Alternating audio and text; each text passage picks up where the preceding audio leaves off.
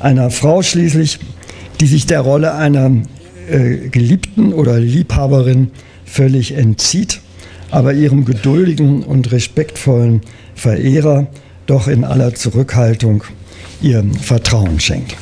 Hören Sie nun selbst herzlich willkommen noch einmal Marien Jalje und bitte nehmen Sie jetzt hier Ihre Plätze ein.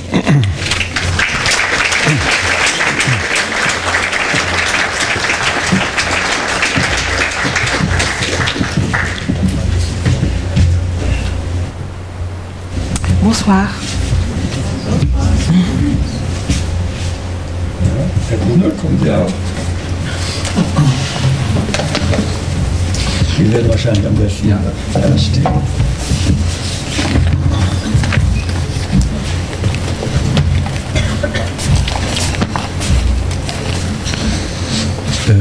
Sie wollten... An mit der ersten Seite. Okay. Der erste Abschnitt geht von der Seite 1 bis zur Seite 14.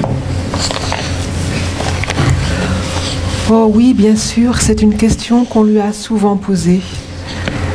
Je dirais même qu'on a cessé de la lui poser, cette question, dès lors que la chef est devenue célèbre, et comme si elle détenait un secret qu'elle allait bien, par faiblesse, par lassitude, par indifférence, finir par révéler, ou par insouciance, ou par un accès soudain de générosité qui la ferait s'intéresser à tous ceux que le métier tentait, et aussi une forme de gloire, en tout cas un renom certain.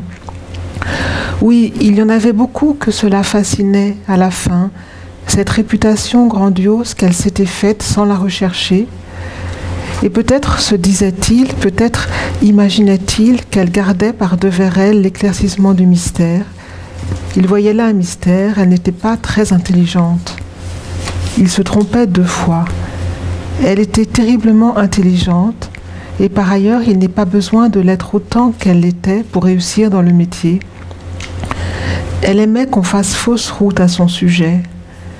Elle détestait être approchée, sondée, risquée d'être dévoilée. Non, non, elle n'a jamais eu de confident avant moi. Elle avait trop de répugnance. On lui a très souvent posé la question qui vous préoccupe également. Et à chaque fois, elle haussait les épaules, souriait de cet air qu'elle aimait à se donner, un peu ahuri, lointain, sincèrement ou trompeusement modeste, on ne savait trop. Elle répondait « Ce n'est pas difficile, il suffit d'être organisé ». Et quand on insistait et qu'elle se contentait de dire « Il suffit d'avoir un goût, il suffit d'avoir un peu de goût, ce n'est pas difficile », elle détournait alors très légèrement son front haut, étroit, contractait ses lèvres minces comme pour signifier non seulement qu'elle ne parlerait pas davantage, mais qu'elle était prête à lutter pour empêcher qu'on lui desserre les dents par la force. L'expression de son visage, de son corps même, raidi, hermétique, distant, prenait alors quelque chose d'obtus, d'absurdement intransigeant, qui décourageait toute nouvelle question. On ne se reprochait pas d'être importun, on la croyait idiote. La chef était formidablement intelligente.